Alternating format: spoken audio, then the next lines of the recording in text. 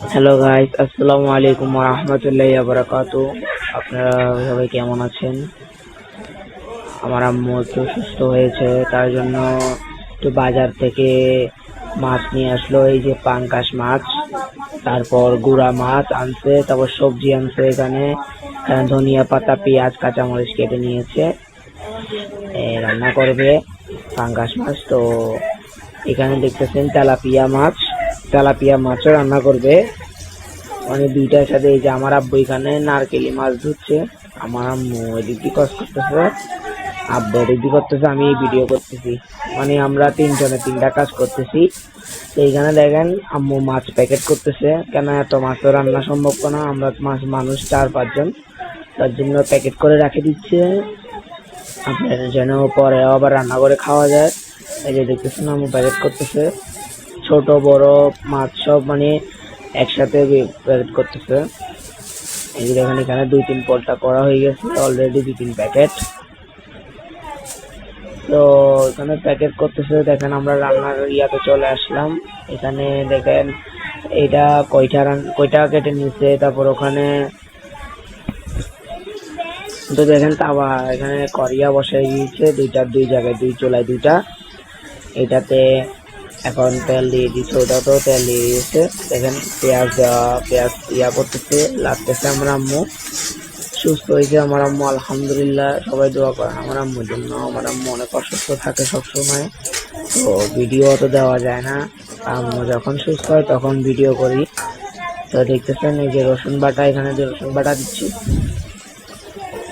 দোনো জায়গায় রসুন বাটা দিবে, মানে একসাথে দুইটা রান্না করতেছে। কেন আম্মু যদি খারাপ লাগে পরে রান্না করবে গিয়ে, মানে একসাথে দুইটা তাড়াতাড়ি রান্না করতেছে।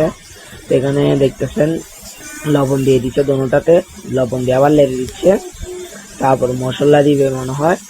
এই যে দেখেন, এটা দেখেন পেঁয়াজ থেকে অনেক সুন্দর হয়ে গেছে। দেখেন মশলা দিচ্ছে আমার আম্মু,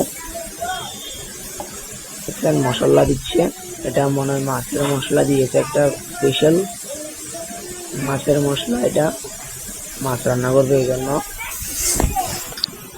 তো গাইস, আমাদের ভিডিওটা তো কেউ এত লাইক দিচ্ছেন না, শেয়ার করতেছেন না, সাবস্ক্রাইব করতেছেন না এখন আগের মতো। কেন আমরা এখন ভিডিও ছাড়তে পারতেছি না আপনাদের জন্য। আপনারা দেখবেন যে এই জন্য মনে করেন আমার মস্ত আমি ভিডিও বানাতে পারি না।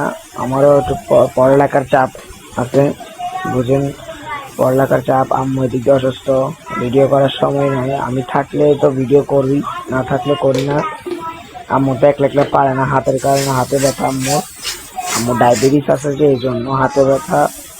তো দেখেন এখানে যে ঝোল দিয়ে দিচ্ছে, হালকা পানি দিয়ে ঝোলটাকে ইয়া করে নিচ্ছে। দেখেন ওখানে সবজি দিয়ে দিয়েছে, আর এখানে টমেটো দিয়েছে। এটা ভালো করে ইয়া করতেছে, লেড়ে নিচ্ছে যেন মশলাটা লাগে, মশলাটা যেন ভালো করে ইয়া হয়। তো গাইস, আপনারা আজকে দুপুরে কে কি দিয়েছেন বলবেন কমেন্টে। তো ভাই এই যে দেখেন পানি দিয়ে দিয়েছে আম্মু, এখানে পানি দিয়ে এটা আর একটু লেড়ে দিবে।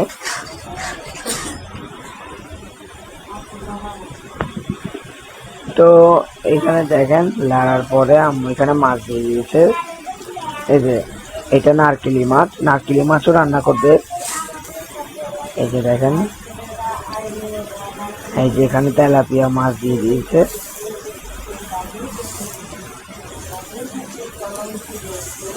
এখানে মাছগুলো এগুলোই ছিল, মানে এগুলো রান্না করে নিয়েছে যেন 2-3 বেলা জায়গা। কেন আম্মু মনে করেন যে একবার রান্না তো আবার আরেকবার রাঁধতে পারে না, কেন আম্মু অসুস্থ হয়ে যায় যখন তখন। এই যে দেখেন পাঙ্গাস মাছও আছে এটাতে, আর এটাতে নারকেলি মাছ। আর এটা হচ্ছে যে আপনার গুড়া মাছ রান্না করবে। গুড়া মাছ আপনার কয়টা আলু, এই যে কয়টা আলু দিয়ে এগুলো নিয়ে মেখে নিবে। দেখতেছেন মাখে নিচ্ছে। হাতে মাখা রান্নাটা অনেক মজা লাগে, আবার আপনাদের মনে করেন হাতে মাখা খাবারটা অনেক মজা, আমার অনেক পছন্দ, আম্মুরও পছন্দ।